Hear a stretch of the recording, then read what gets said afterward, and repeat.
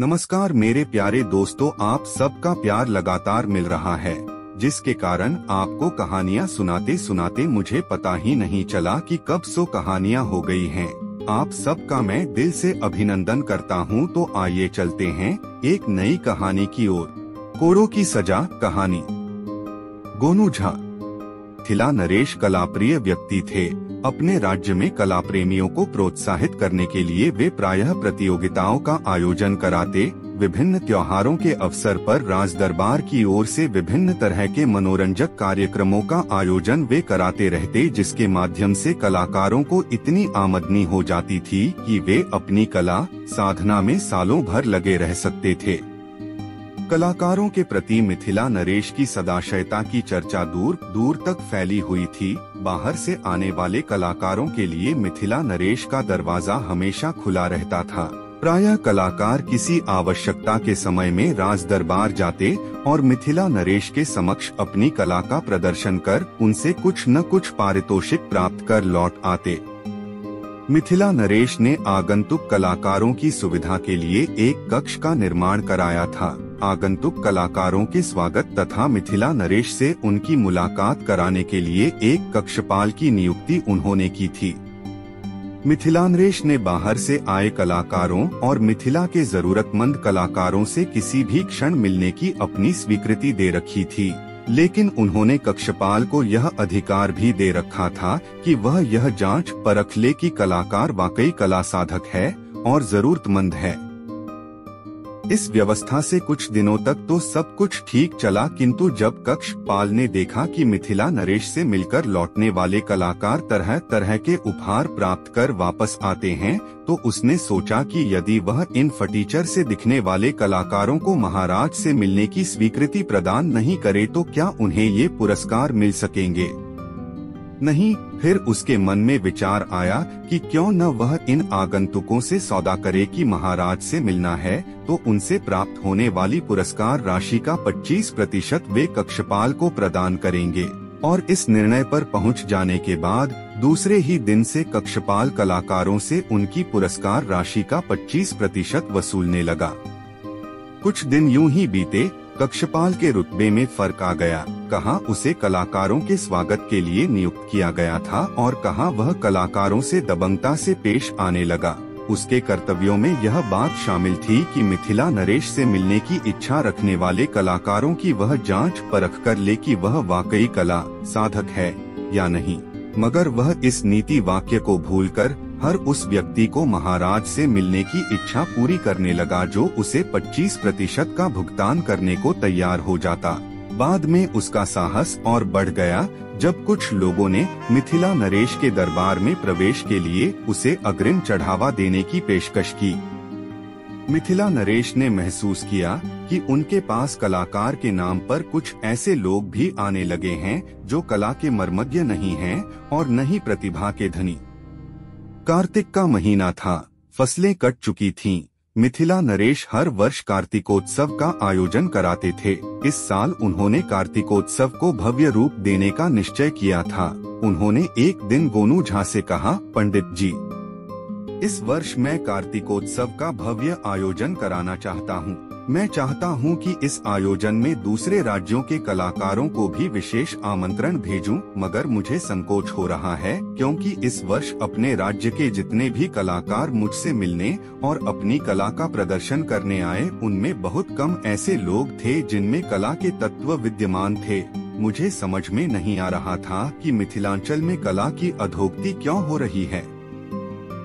बड़े और सिद्धहस्त कलाकार इस वर्ष मुझसे मिलने क्यों नहीं आए? जब गोनू झा ने मिथिला नरेश के मुंह से यह बात सुनी तो वे गंभीर हो गए। उन्हें महाराज की बात चिंता पैदा करने वाली लगी कि इस वर्ष महाराज से मिलने राज्य का कोई भी वरिष्ठ कलाकार नहीं आया।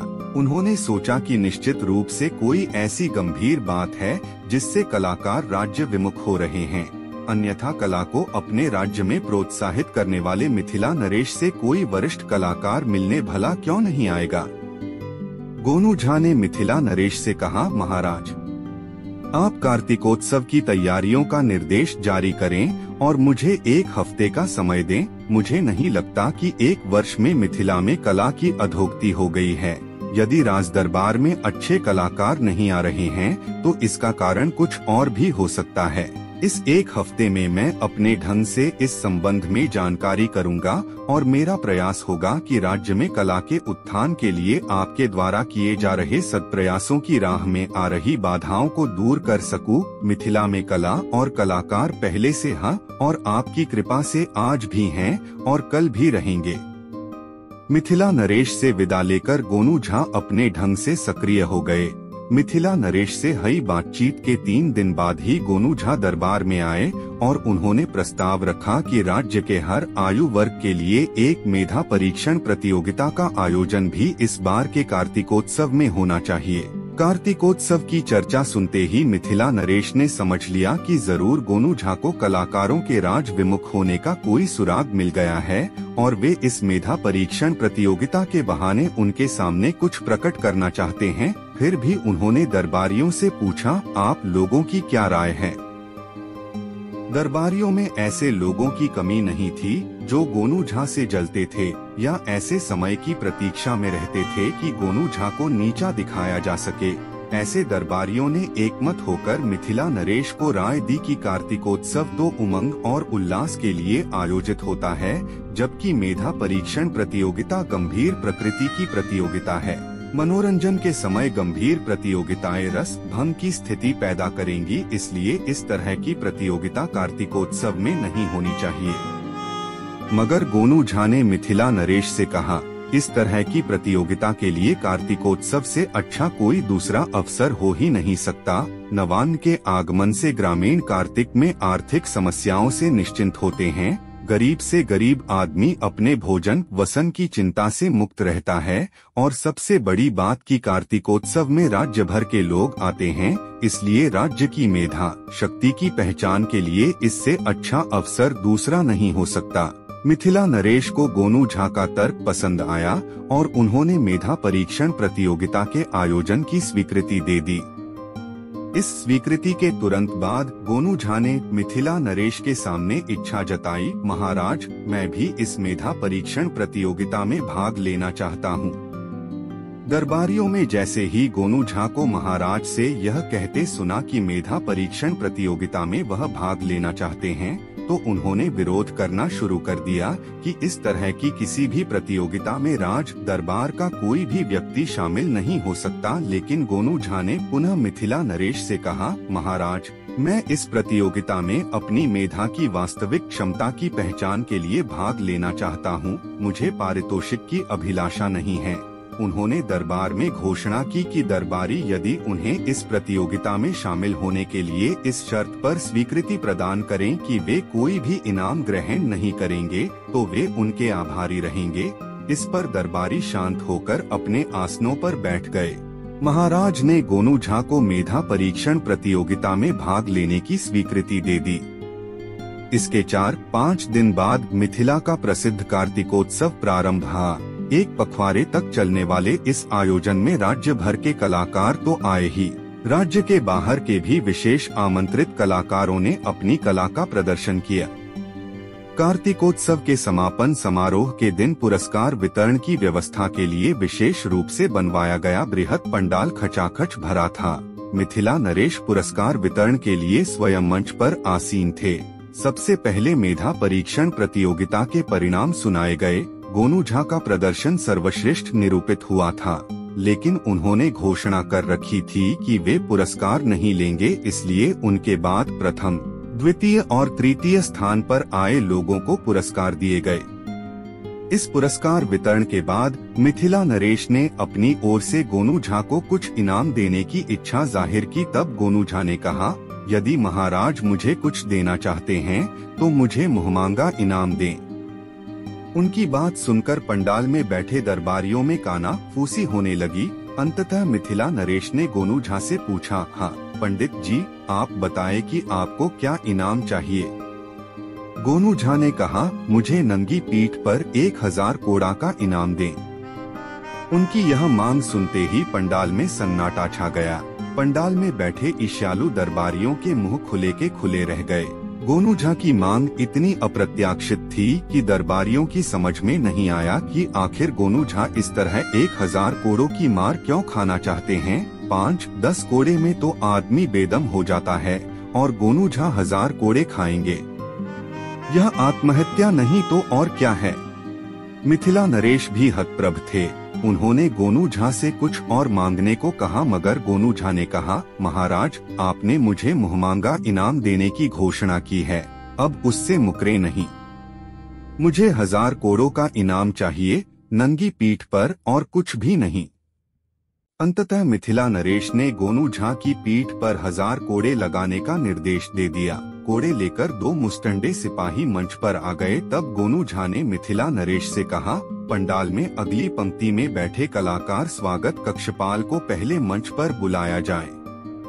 मिथिला नरेश समझ चुके थे कि गोनू झा अब उनके सामने कुछ रहस्योद्घाटन करने वाले हैं। उन्होंने कक्षपाल को मंच पर लाने का निर्देश दिया। कक्षपाल जब मंच पर लाया गया तो उसके चेहरे पर हवाइयाँ उड़ रही थीं। कार्तिक के ठंड में भी माथे पर पसीने को बूंदे चुचुहा आई थीं। वह डरा और सहमा सा दिख रहा था। गोनू झा ने कक्षपाल का हाथ फैलाकर मंच पर स्वागत करते हुए कहा, आइए कला पारखी कलाकार 6 स्वागत कक्ष प्रभारी कक्षपाल महोदय। बिना आपकी स्वीकृति के कोई राज्य द्वारा आयोजित प्रतियोगिता में भाग नहीं ले सकता। आपसे अनुमति मिलने के एवज में अपने पारितोषिक का 25% भुगतान का वादा मैं सार्वजनिक रूप से पूरा कर रहा हूं, ताकि भविष्य में मेरे लिए भी आप राज दरबार में प्रवेश का मार्ग प्रशस्त रखें। महाराज के कान में जब गोनू झा की बातें पहुंची तब उन्होंने समझ लिया कि कक्षपाल किस तरह का गोरख धंधा चला रहा था तथा क्यों गोनू झा ने मेधा परीक्षण प्रतियोगिता के आयोजन में शरीक होने की अनुमति ली थी। उन्होंने गोनू झा की ओर देखा। तब गोनू झा ने कहा, महाराज, इस कक्षपाल की पीठ पर 250 कोड़े लगवाएं। इसने मेरे साथ सौदा किया था कि जो भी पारितोषिक मुझे मिलेगा उसका 25% मैं इसे दे दूंगा। ऐसा नहीं करने पर इसने चेतावनी दी थी कि फिर यह भविष्य में कभी भी नरेश से मिलने का अवसर मुझे प्रदान नहीं करेगा। पंडाल में बैठे कलाकारों ने भी खड़े होकर कक्षपाल की शिकायत शुरू कर दी। महाराज ने सभी की बातें सुनी। मंच पर ही कक्षपाल को सार्वजनिक रूप से कोड़े लगाए गए और नौकरी से बर्खास्त किए जाने की घोषणा भी कर दी गई। महाराज ने गोनू झा को ढेर सारा इनाम दिया और कला शिरोमणि की उपाधि से विभूषित किया। कार्तिकोत्सव में भाग लेने आए कलाकारों ने मुक्त कंठ से गोनू झा की प्रशंसा की और गोनू झा से ईर्ष्या रखने वाले दरबारी अपना सा मोह लिए लौट गए। मिलता हूँ दोस्तों अपनी अगली कहानी के साथ। तब तक आप सबको के यानी कहानी किंग का प्यार भरा नमस्कार। कृपया लाइक, शेयर और सब्सक्राइब जरूर करें।